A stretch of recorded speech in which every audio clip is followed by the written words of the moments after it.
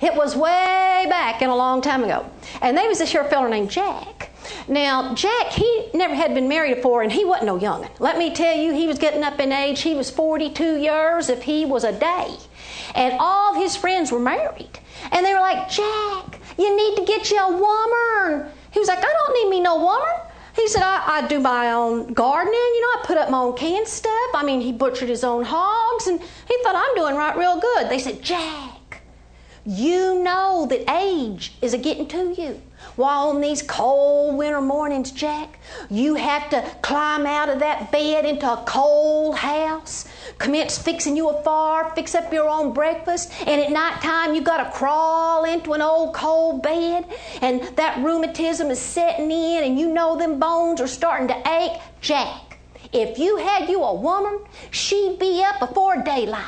Why, she'd have that house nice and warm, have a big spread laid out for you. All you have to do is get up, sit down, and eat. And at nighttime, Jack, why, she'd get in that bed afore you, and you'd climb into a good warm bed, could put them old cold feet up next to her. You'd get warmed up real fast.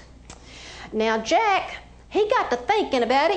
He was getting older, and things were getting a little bit harder, but he didn't want to rush into anything. So he thought he'd just try courting a little bit. He never had him a woman, never had time. But there was a woman lived there in town where I'm from, over in eastern Kentucky, and her folks had died. Now, she was pretty much a city woman. She'd never been very far from Main Street, and it's like a block long where our little country towns are. And she lived in a big fine house there on the corner. Well, he took to calling on her. And it wasn't afore long they took to liking each other right real good. And he decided that he could spend the rest of his life with her, so he put the word to her. He said, will you be my bride? She said, well, now, Jack, I'm a city woman. And I don't know nothing about no country life. He said, well, if you marry me, you're going to have to come out to my farm because that's how I make my living. She said, I understand that, Jack. That's what I'm trying to tell you. I don't know nothing about no farm life. He said, well, if you take me as your husband, I'll teach you anything and everything that you need to know. She said, well, let me steady on this, Jack. You come back tomorrow and I'll give you my word whether it's yea or nay. And he said, well, that's fair. So he left her, and she contemplated on Jack. She thought, well, now he don't chew nor spit.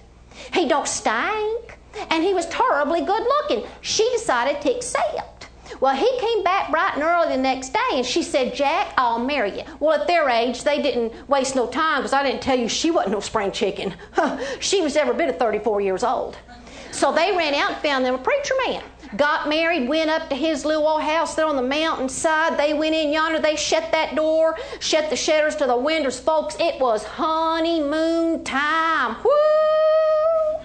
Jack thought he should have done that a long time ago. He loved his woman real good, and she loved him as well back.